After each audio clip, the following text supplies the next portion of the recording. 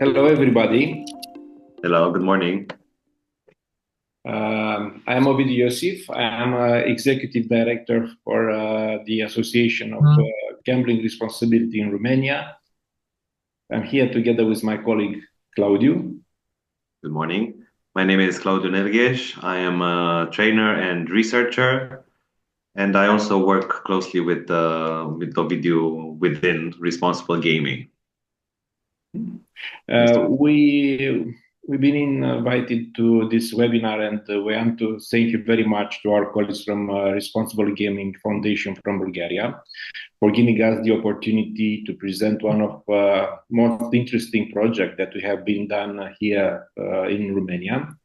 Actually, our colleagues in Bulgaria, we have many cooperation in different type of activities, but I think this is the first time when we are presenting one of our projects that was having a span a little beyond our main, let's say, scope, because the association was built primarily to handle the, let's say, gambling addiction related questions, either to support the people with gambling addiction, or even better, to prevent at the young generation such behavior to occur.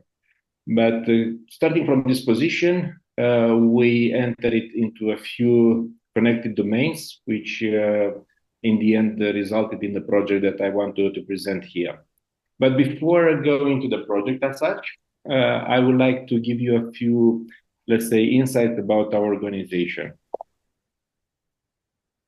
Let me see how I can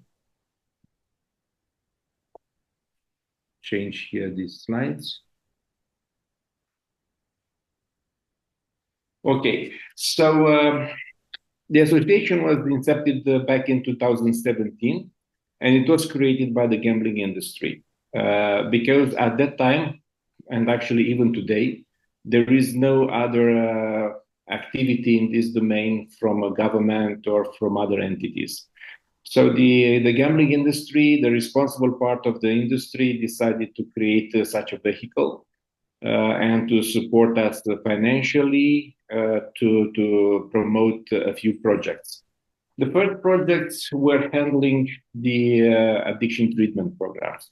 So here we have the famous responsible gambling, where we provide free of charge psychotherapy to everybody that it's contacted us and wants to be involved in the program.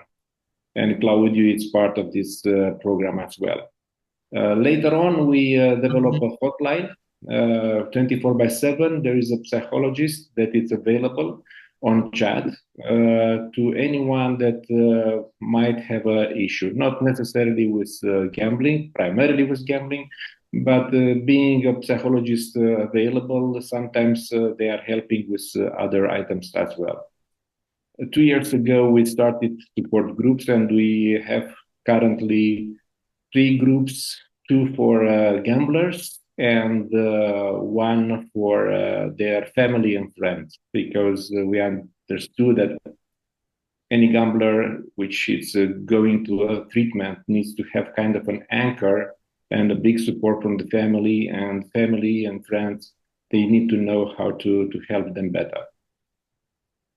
Of course, we understood that prevention it's better than to treat, and we developed a few programs that are meant to help the young people, the school, let's say, kids, to be better prepared for life. Not necessarily to avoid, let's say, early temptations from the gambling, but to prevent them to enter into any kind of major problem that not an educated person might get, because temptations are from all angles for these youngsters. Then we have another nice program. We are training the operators' employees regarding the characteristic of addicted person, in order for the operators employees, either from the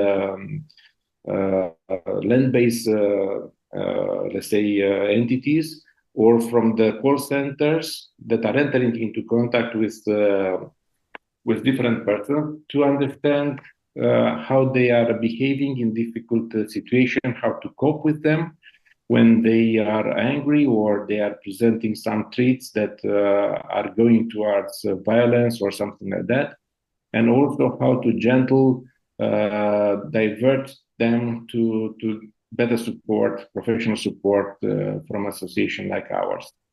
And we initiated this program 2 years ago, and it had a very nice, let's say, welcome from the operators' employees. Safe sailing was a prevention program that we have started last year, and we will go into detail about that. Having the capability to enter into other domains, we had been involved in a few social programs.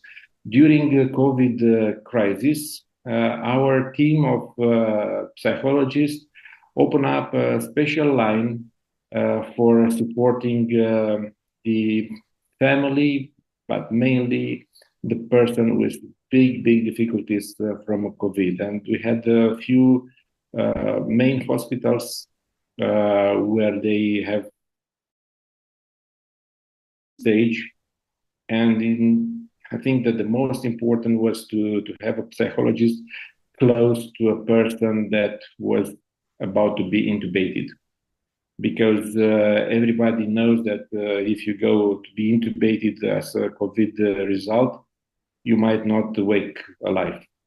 And the pressure for the patients, for the people with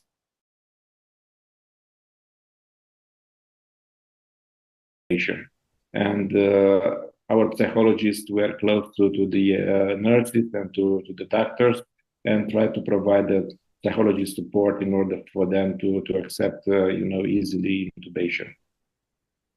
And of course, at the beginning of the invasion in Ukraine, we received a lot of refugees from that country because we have a big border with Ukraine, and we tried to provide support for the refugees. It was not easy given the fact that they were in a rush. They didn't want to settle necessarily here, and not all Ukrainians are speaking Romanian, of course, and our psychologists are not speaking Ukrainian, but there are some refugees from Ukraine that are speaking Romanian because there are some minorities there.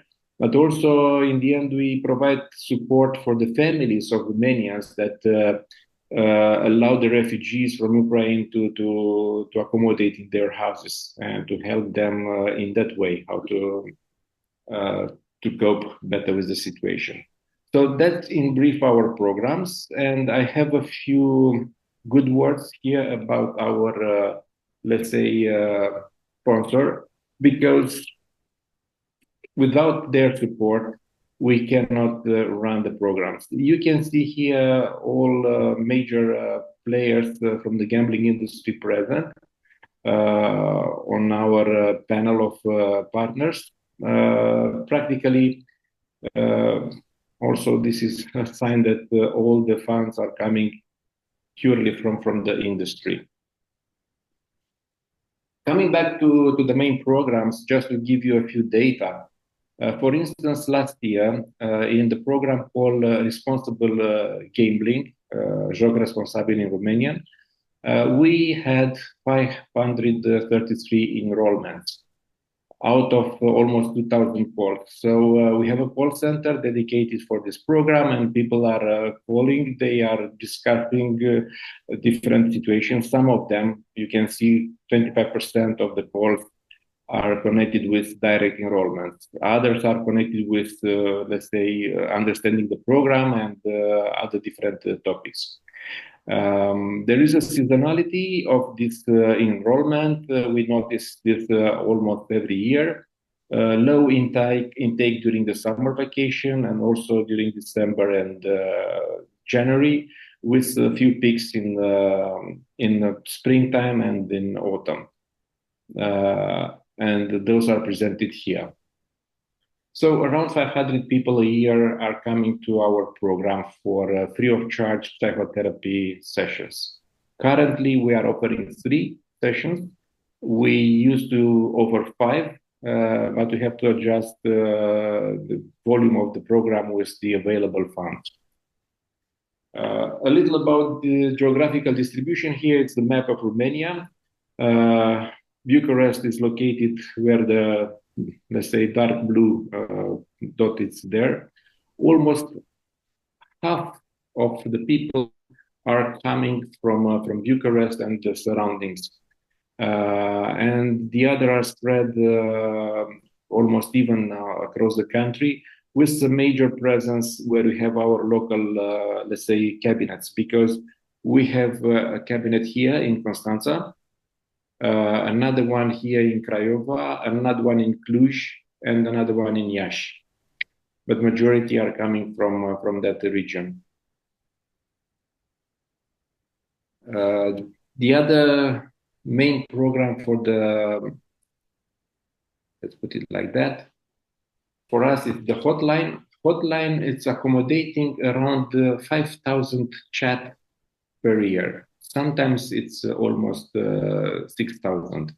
That is around 500 to 600 per month. And here it's from the beginning of the program, which was started back in 2019. So by now we are above, because this was from the last year, end of last year. So by now we have overcome the 20,000 chats with different people. Out of this, let's say 5,000 calls per year, 25% are connected with the general information. Some people are contacted us even for trying to understand how to recover a password they forgot, or how to obtain early bonus from their operators. But 75% of the people are calling connected with, let's say, dependency. Either they have a friend or they having a problem, and they have different degrees of this, let's say, manifestation. We had encountered also a few critical cases, not many of them, but there are every year a few of them. In some cases, we were able to intercept them before doing something very bad. And in that case, we are calling 112. So then the police, together with medical support, are able to intercept those people before they are doing something extreme. So the program proved to be very, very, very useful in coping with online support, on immediate support. So if I am looking at the two programs that I spoke today, the first one, it's like you are going to a doctor and you are programming for a meeting for a diagnostic in 2 weeks. This one is like the ICU of the hospital. Whenever you have a problem, there is somebody available there. And given the fact that it's available 24/7, here is the distribution from half an hour during the day. So you can see that during the night, you see the color, it's connected with the number of parallel simultaneous chats. So this, during the night, it's around, in our calculation, around 20% of the chats. So that's why I think it's very important to have this hotline available 24/7. And one program about education, we call it Antrenat de Majorat. That means in Romanian, training for adulthood. So practically, Majorat, it's when you have 18 years and you became an adult from all kind of perspective, including the legal part, and also you are allowed also to play in a gambling official premises. We have met more than 7,000 participants in the last 3 years, and we've been in more than 100 high schools in 30 towns across the counties that are presented in the chart. And this was the opening of the project that we want to detail today, because having this depth connection with the kids, we understood that beside the education in how to be better prepared for the challenging of the life, because when we are discussing about gambling addiction to the kids, we are not going directly to tell them not to gamble. We are trying also to give them more information about an informed person versus an uninformed person, about how to budget the money you have, to keep some money for the tough moment of the life, but also to use portion of your money for your self-indulgence, not necessarily in gambling, but for having a nice evening with your friends or something like that in a cafe or in a restaurant, or to buy some clothes. Also, how to cope with loss. There is a famous psychological curve of losses acceptance. How to, and this is primarily for the young people, how to be engaged with the right peers, because the entourage is the one that is driving you to go into the wrong direction. So if you have a wrong entourage, then probably it's better for you to look for a second alternative and to have another entourage, because without an entourage, an adult, young, I think it's almost social dead. So he wants to be in the entourage and to do whatever those people are trying to impose for them to do. And of course, having this contact with the kids, we understood, and also from our personal experience, that technology has taken a big advantage from the availability of the smartphones to all the school kids. And there is a problem with the addiction to technology. This is not only in Romania, but I think it's everywhere. And the question was, okay, if the people are, let's say, addicted of their smartphones and are doing what kind of, interactions through the smartphones they wish, what if this it's a precursor of becoming at the age where your brain is not yet, let's say, formed, is not mature enough to create some patterns in the brain that will, in the end, easy the way to become a gambler addicted. And we have done our research also in what we study elsewhere.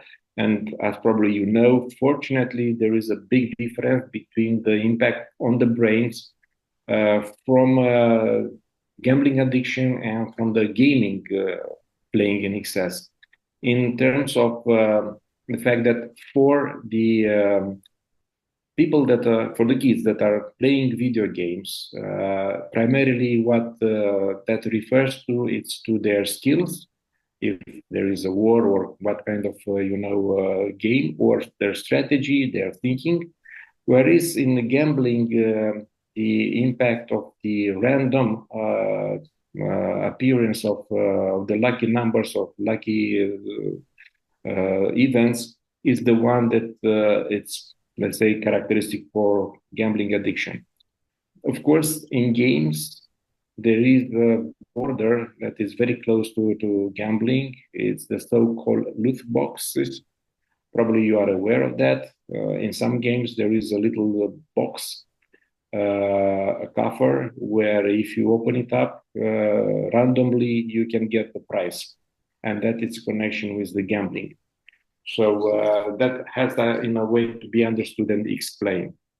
And that's why we came with this two proposal to have a training for the kids to be able to avoid the excess gaming, but also to avoid excess use of browsing, because some of them are spending hours on TikTok and all kind of social media. And then to have another way of going to them for the gambling prevention. Going to the schools with this project, we've been asked by many teachers to also cover, if it's possible, the bullying, because there is a rising phenomena in our schools today, and they are wondering if there is any connection with the technology and increase of the bullying, because let's say if some people are very isolated by themselves, looking on the different type of video games that are a little more violent, or they are looking on a TikTok to different influencers that are providing all kind of bad information. That will not, let's say, stimulate the bullying, because they are out of the real life interaction.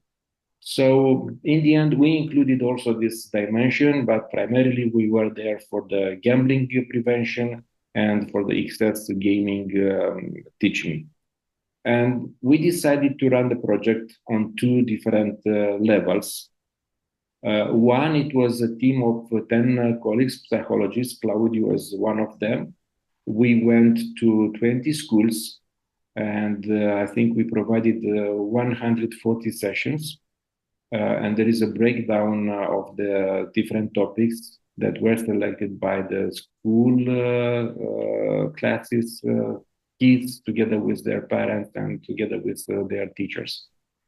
And in the parallel, we have run session for the parents, because practically we understood that at least for the gaming and for the gambling, we are talking to different worlds. And I think that yourself find that from your personal experience, as we also as adults were understanding that it's a different type of mentality that we have, our generation, and kids are having. So then we believe that it's good to have also a discussion with their parents. Everything was on voluntary base. So we had 10 conferences that were covering all the topics for the parents, and more than 1,000 parents participated to those conferences.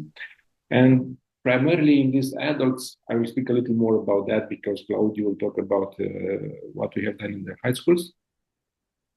We, together with the parents, everybody understood there is a big gap of communication. Practically most of the parents are busy the whole day, going to their job, staying in traffic, losing the contact with the kids. Coming home, everybody is open up its own device. And there is a lack of communication, physical interaction compared with the previous generations. And more than that, the topics and even the languages are different. So initially, we discussed about this gap of communication and how the adults can create bridges towards their kids in order to enter into the kids' world as much as they can. Because once you open the door from the adult perspective to discuss with the kids, then the kids will be very willing to share the knowledge and whatever they have with their parents. And then you establish, let's say, a bridge of communication that helps you to understand other, let's say, habits that you do not like to have them. But initially, you need to make a connection with the kids in this new gap between generation that is created by the technology. And all these, let's say, findings were created, and we created also a website. It's available only in Romanian, but probably in the future we want to expand in the other international languages. Here, for each of the three topics, there is a self-test. Everybody can understand how deep or not they are involved with one of the topic. All the conferences have been recorded and are present there. And of course, we presented a lot of references and articles for more study in depth if people would like to do. Before letting Claudiu to talk about in depth about the high schools, I want to present to you a few slides we collected as a survey at the end of each session. This program was not meant to be a research program. So practically the information that is here, it's information that was voluntarily provided by some of the adults. And it's not a scientific base for taking decision in the future, but it's an indication about what is relevant for them or not. Because we used the Google Forms, the questions were in Romanian. It was impossible to be translated, but I made the translation for the title. So, for instance, here we ask, in the future, from all the below themes, what you would like to go more? And for instance, this is prevention for the gambling. Don't forget, we went for the age between 10 and 16 years. So probably for the parents and the teachers of these kids, gambling was not number one issue. But technology, it's here. Bullying, it's very high. The same sexual education, which is coming in a different way because it's not very well taught in the schools and came with a political flavor not to go into this one because it's contradicting the church and all kinds of things. So it's a lack of sexual education without, of course, any, let's say, dirty connotation, which might be understood badly by some of the parents. Alcohol has a certain relevance. As you can see here, drug consumption, I think it's on number 3 after sexual education and the bullying. And smoking is also something for the parents to have, let's say, more exposure in the future, how to cope with such bad vice. And then we asked them if they understood more clearly in the family what the adults should do in order to prevent gambling addiction after they participated in the conference. So 82% said more clear, but there is a small portion, this with I don't know what color is this one, because my skin, yeah, purple, or orange. They are still more confused than before. And the red one, they've been neutral to the conference. So 16% didn't, let's say, grasp more ideas after the conference. But 82%, I think it was a good score for them, that appreciated the information you provided. Also, an interesting question, we asked them if they believe their kid had already entered into contact with the gambling, let's say, arena. And again, we talk about parents with kids between the age of 10 to 16, 17 years. 10%, the blue part, they said yes. So they believe that their kids somehow is in contact with the gambling. And I don't know how it's in your countries, but recently in Romania, it's an increase of the black market. And the black market, I think it will grow even faster because for the official industry, there are a lot of restrictions that were imposed in the last time, either from financial taxations. Some of them will disappear or probably have to increase their offer.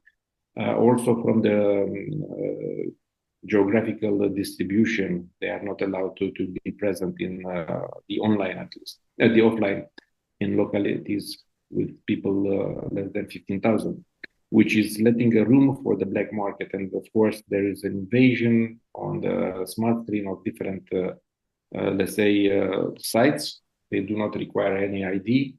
So that, I think, it will be a problem that is just started. The smartphone, the online, the black market, I think it will create a problem that is growing. And I think it's good that we've been able to intercept it at this moment and to understand that we need to invest from our perspective, and the state should at one point in time do something into this arena. Also, coming back to the bridge that the adults should do with their kid, we asked them if you understood, if you learned something from your boy, from your daughter, in terms of IT. And the blue, it's yes, I understood how to better communicate. The green, how to have fun. This orange, how to create something. And 15%, they understood how to optimize some of their let's say, the daily tools on a digital world. So you see, once a youngster that it's, let's say, daily spending hours and hours on their smartphone, it's having a connection with their parents on these domains, I think it's a good, let's say, pattern to start to bring back the connection that it's lost between the parents and the kids. So we would like in our future program to develop more, let's say, a concept how to better be in the connection with your kids in these four arenas. And of course, it's a good advice for the parents. If you want your kid not to spend more time on a smartphone, you should come with alternative programs, with alternative concepts to be able to attract him for this type of activities, which is not, it's a challenge, next a challenge for a parent. So our parents didn't know to better understand the technology, other alternative in order for us to drag out from the technology. But now the technology is providing more pressure for the parents. They are coming from the daily job, and now they have to think about how to distract the kids from the smartphones and involve them in a more creative, let's say, activities. Almost 70% said yes, they are aware, but have in mind, not everybody answered. So probably in reality, the situation is not that one. Also, we put another question: what worries you more connected with your kid? It's drug exposure. It's this much. Gambling temptation. Again, not too big. 14.5%. I think it's correlated with the answer provided for the parents believing that their kids are already exposed to gambling. But technology dependency, it's, I think, very important. And that could be a very nice entry point for an organization as ours to come from this angle close to the parents, close to the kids, and then to help them to also evolve into the resistance to the gambling temptation at very early ages. Bullying, yeah, it's important. Alcohol consumption, so and so, but then entourage, peers that your youngster is spending with, and then smoking.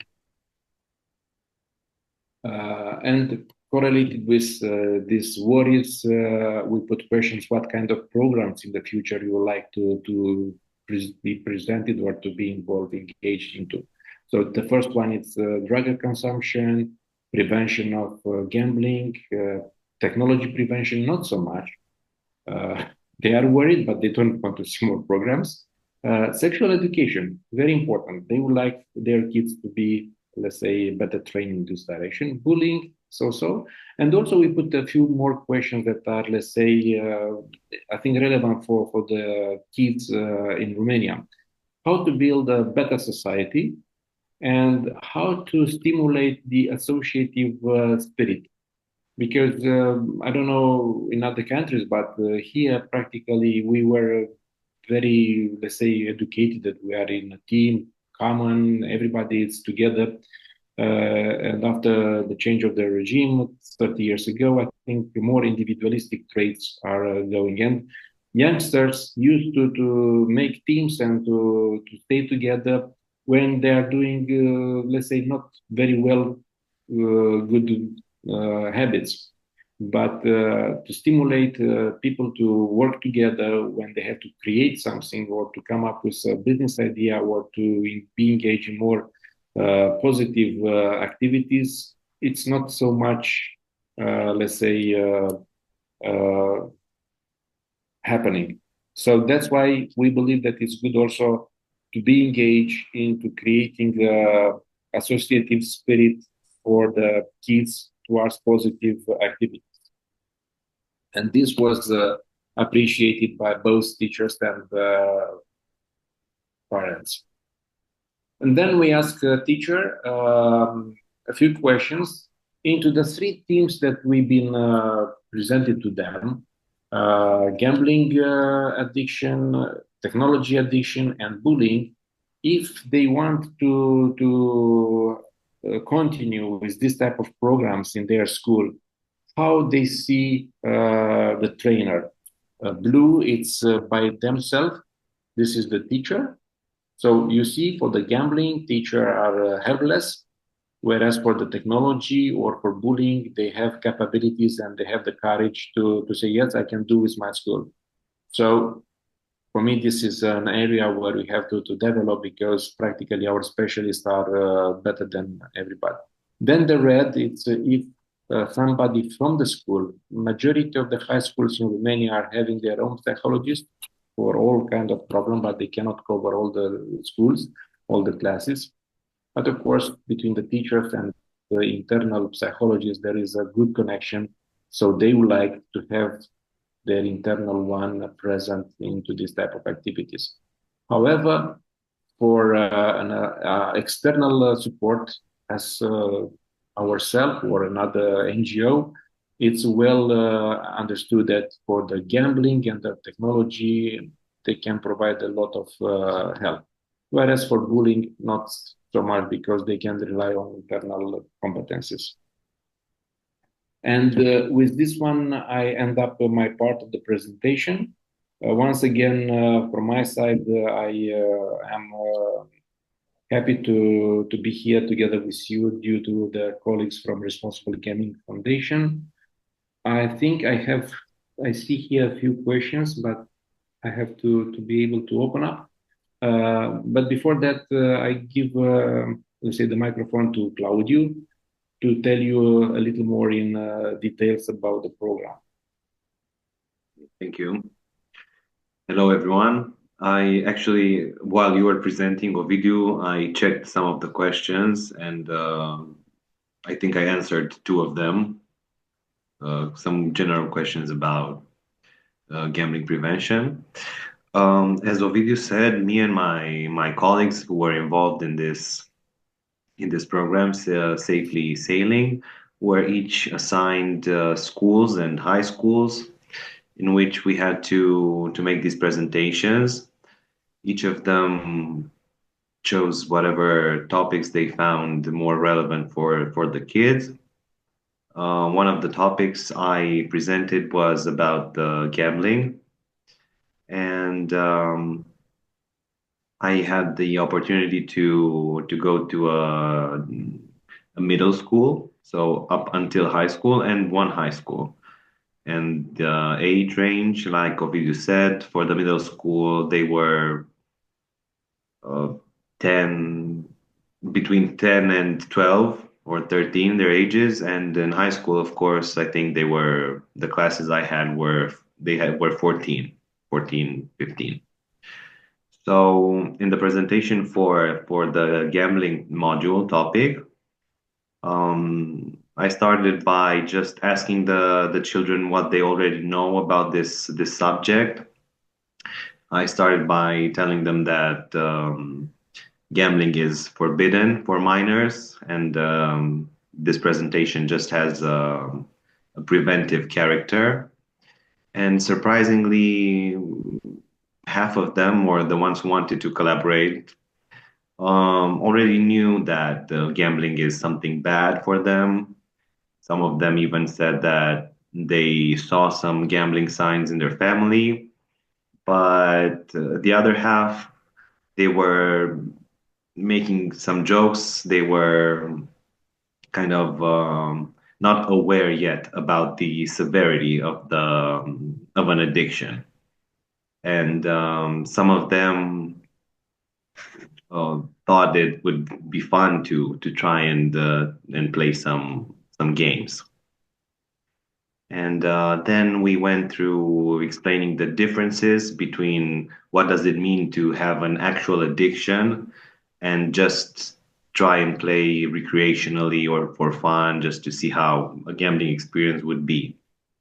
And I asked them to try and give me some examples of signs of addiction, what would mean to just play occasionally, and some of them really knew specific things to say, and they knew some differences between addiction and just playing for fun.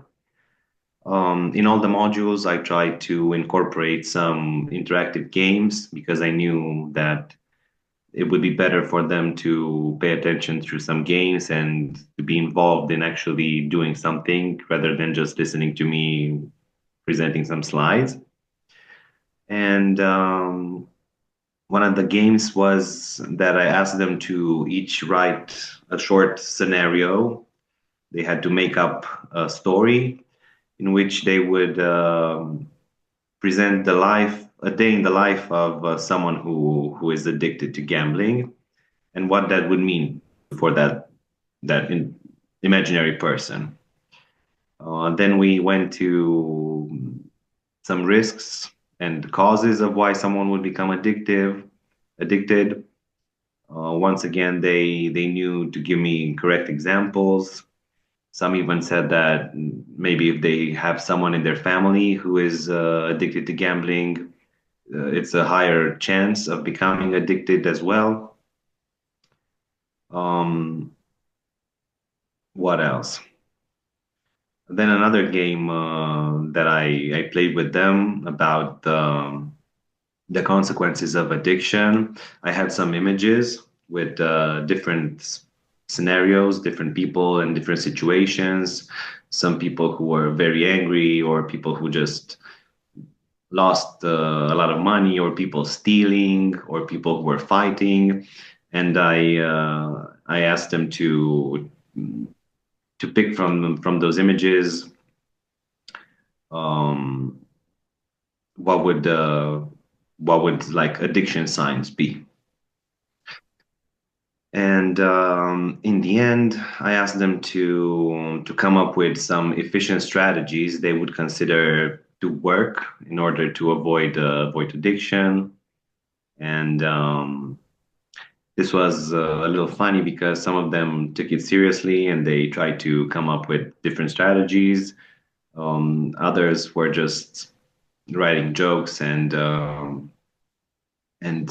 being more amused by it. But before we started the presentation, like Ovidiu said, we gave them these questionnaires in which they could put in what they know in the present moment and what they think they will learn. And at the end, we also gave them a feedback questionnaire. And the difference was quite clear from the beginning to the end of the presentation. They already improved their knowledge, they improved their awareness, and based on the feedback, it was a success. So that's pretty much what I talked with them and what I tried to present in this specific module of gambling.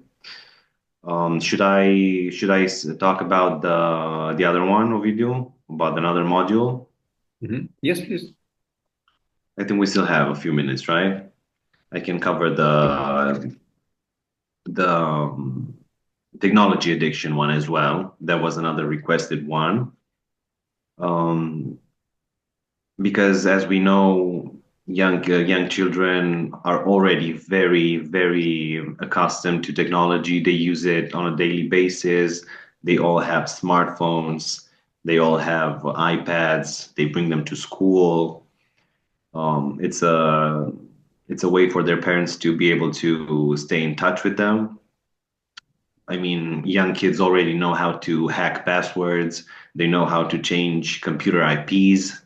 They are very, very well trained, so I can say. So in the technology one, we started by establishing that technology can be good and also can be damaging. And again, I tried to ask them what they know, what are the good parts of technology, what are the bad parts of technology.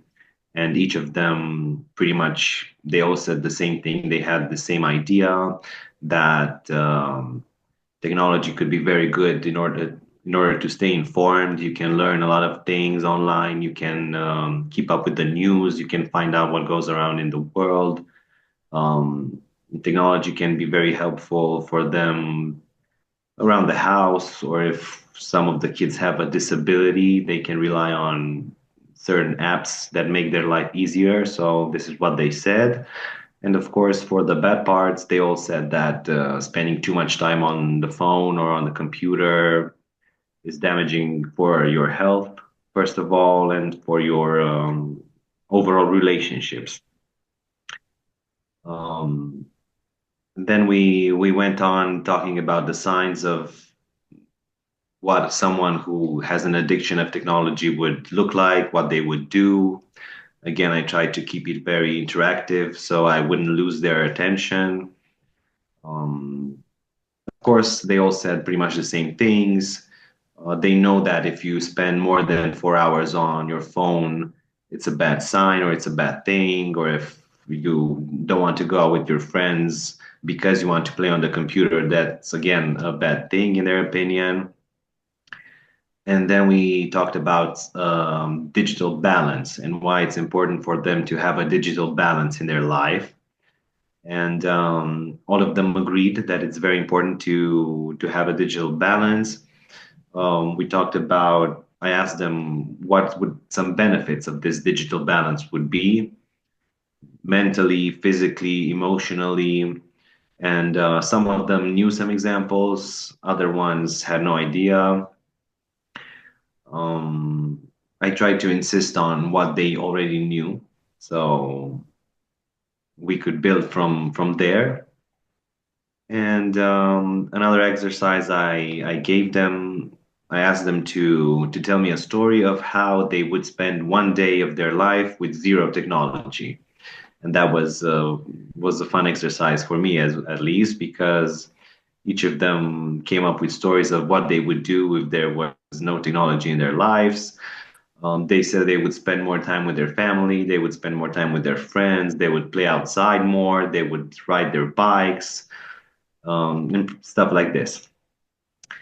And then I asked them to maybe try and come up with some personal rules for them on how they could reduce the time they spend using technology, and what ideas they have in trying to reduce the risk of becoming addicted to technology. And what they came up with was maybe they could establish some rooms in their house in which there would be no technology rooms. And so when they are in that room, they are not allowed to use any device, or when they're eating with their family, they won't use their phones.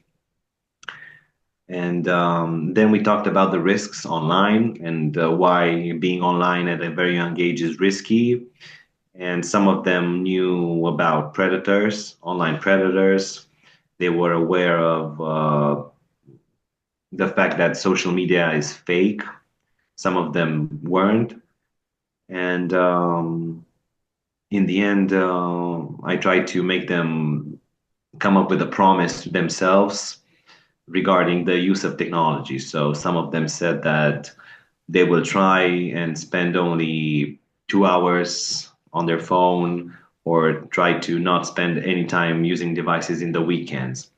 Because I also asked them, how much time do you spend on your phone, or how much time do you spend playing on the computer? And most of them, surprisingly, weren't spending that much time during the week when they had school, during school days.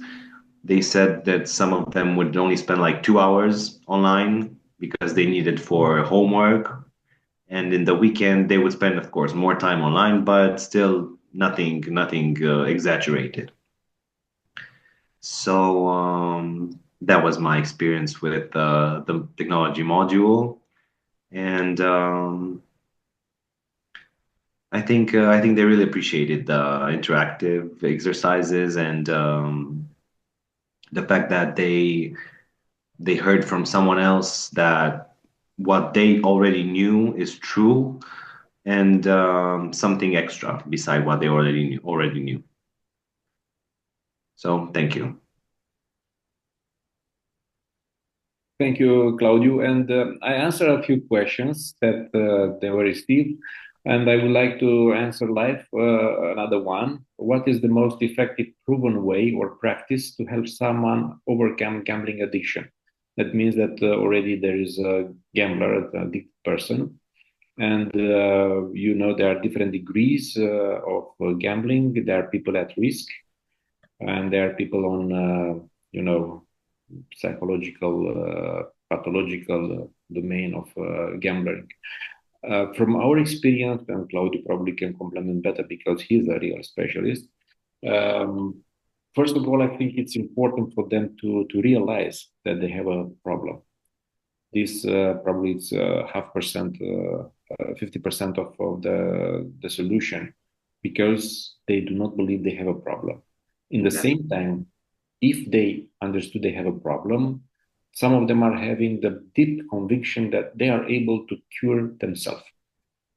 And they are so happy that they resisted to one or two temptation, and now they have the power to control this problem. But addiction, it's a disease. It's already confirmed. It is included in psychotical, let's say, manuals that this is a disease. A disease cannot be cured by itself. Only in a few, special cases.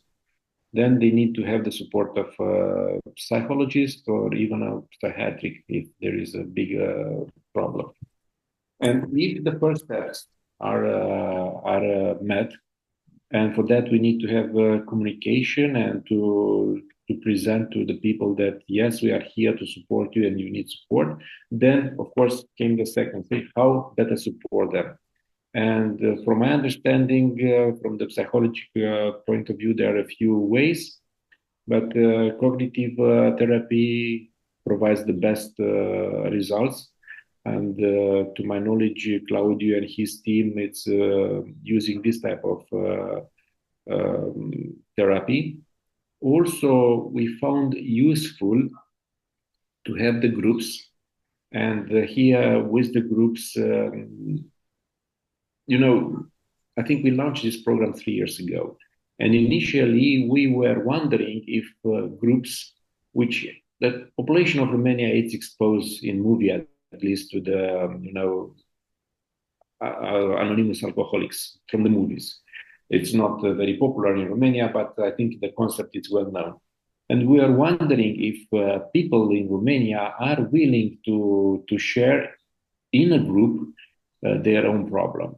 Because we believe they are more individualistic and there is a stigma in the society for the gamblers, so they prefer to have one-to-one discussion with a psychotherapist. So we run a project to understand if group as a concept can be, let's say, used as a tool here in our culture. And we have two types of groups. One of the groups I think Claudiu team was involved in was to collect a close number of people. So once you establish the group with 10, 12 members, you stick with this number and you go through a very systematic step. This was the Minnesota method used in 12 stages, in-depth work with everybody, 5 to 6 hours each session, very time-consuming from the psychologist, but with good result. Then in parallel, we have done some kind of virtual groups because not everybody is available to come in an office and to spend on a weekly basis 4 hours with a psychologist. And we have done these virtual groups where people not only from Bucharest, but wherever they want, they stay together 1 hour and a half with the psychologist, going into the systematic method like Minnesota, because they are an open group, they are coming and out of the discussions. This group is more based on the associative power. So people with the similar problem, they are trying to support each other, and there is a cure in a longer time.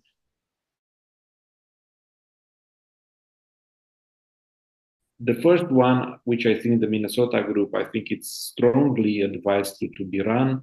It's not cost efficient. It's not easy for us to have on the bench 8, 9 people willing to join such a group and to start the group in 4, 5 months after we initiated the group, because you need to collect the people that are willing to stay in such a group.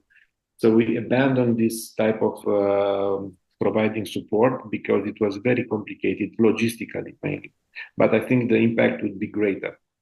And we stick with the virtual groups where, for instance, a psychologist has a group on WhatsApp with 40, 50 people. On a weekly basis, there is a session on 1 hour and a half. Out of these 40, 50 people, probably 10, 15, 20, depend on their mood, they are joining the group, and the people are in a different stages of understanding their problem, having tactics to overcome the temptation, and so on. So I think these two ways of helping them with cognitive therapy in a one-to-one session provided in our cabinets, 50% of them in Bucharest, then the 3 towns that I provided in the beginning. Then the group support proved to be, let's say, with good results. Of course, to have, let's say, big impact, you need to provide more than three free of charge sessions. We limit to 3, not because, let's say, scientifically we believe this is enough. I have all the time discussion with the psychologists. They would like to have, of course, the right number of the sessions. Financially, I cannot afford. But we hope that the state that is collecting huge amount of money for the responsibility programs, just to give you the comparison, this year they have 100 times more funds that I was able to collect. We were able to collect. And nothing is done so far. So they have the power to come back and to be involved in a huge manner into this domain. Right now, I am discussing with Claudiu team to run another pilot and to struggle financially a little from my side to have 10 free of charge sessions. Also, Claudiu team was producing a book about the gambling and a booklet with exercises. We printed those two good tools recently, and we want to make this pilot to have the book and the booklet of exercises explained to 30 people and to provide to those 30 people 10 free of charge sessions to record or to let's say, assess their gambling addiction level with proper tools. They are available for the psychologists at global level in 3 points: at the beginning of the session, somewhere in the middle, and at the end of those 10 sessions. From what we learned in a lot of other external studies, the first 7-8 sessions matter a lot. So it's a big positive impact. After that, it's a kind of a plateau. But what we like to understand if this is replicable in Romania. And of course, we can have the test only for 30 people. And we hope that with the result of such a study, the entities from the Gambling Commission, which is collecting the money for responsible gambling, will understand that, yes, it's a positive impact. Let's sponsor this type of activities. Currently, it is possible free of charge to obtain this support from the state, but in a very, very complicated matter. So a person that is addicted has to go to his family doctor to discuss openly with the doctor that he has a problem. So we know there is a barrier. Then the doctor to divert him to a psychiatrist. Then the psychiatrist to make a diagnosis, to come with a proposal, yes, he has a disease. And I can divert you to a psychologist that can provide you up to 12 sessions free of charge, everything paid by the state.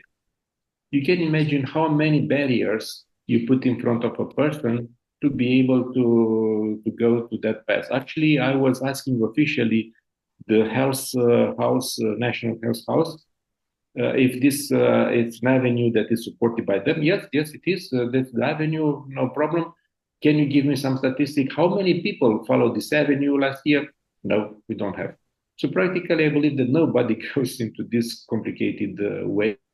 So we want to simplify. So people that are willing voluntarily to engage into these kind of programs, to go directly to a psychologist without all kind of bureaucratic forms, as much as possible in anonymous way, because the stigma is still there. And Claudiu can tell you about people from other towns that prefer to come in a different town, not to be seen by his, let's say, peers in the society, that they have a problem. So we have to be very careful with those people. Sorry, or they prefer to have the sessions online or by phone. Yes, we can do that as well. Depends on their preference. And just one, can I add something to what you said, Ovidiu? Yes. Because I think we have to finish. Yes. Just like Ovidiu said in response to the question of what is the most effective, proven way or practice. First of all, there isn't just one effective way or practice that works with everyone. I think the most important thing is how much the patient wants to recover from this addiction. And just like Ovidiu said, they have to accept that they have a problem, because until they are not ready to accept and they are not ready to start the treatment, no matter how hard family members try or how hard friends try to make interventions or to help them, they will always go back to the old pattern. Only once they truly accept and they want to start getting better, they will. And it depends very much on how much they want to work on themselves. But from what we have seen and what we have tried, an effective thing to do would be to, as an addict, so if someone has a gambling problem, the second they feel the initial impulse, the impulse to go and gamble, it's very helpful if they can do it on their own, if they can try to delay the impulse, the initial impulse, even with half an hour or 1 hour, because after that it won't be as strong and they will be able to control themselves. They can do this either by doing another activity they like, if they are strong enough, do it on their own, another activity that gives them the same level of dopamine as gambling, or if they could have a support person, someone who is close to them or someone they can trust, and they have this support person they can call right in that moment when they feel the impulse of gambling. They can call that support person, and that person can help them delay the initial impulse, because if you can delay your initial impulse, even if it's in half an hour or an hour, it will be much easier for you to control yourself. So that's an effective way to do it on the spot that I can think of right now. That's what I wanted to add to what Ovidiu. Yes. Of course, we can discuss hours about our topics, but I think that now we are close to I think there is to the end of our session, and we've been very happy to be together with you. Thank you again to our colleagues from Responsible Gambling Foundation. Thank you, Petia, for making this happen. And I hope to see you soon with another opportunity if we have more new projects to present to you. Thank you very much for having us. Thank you.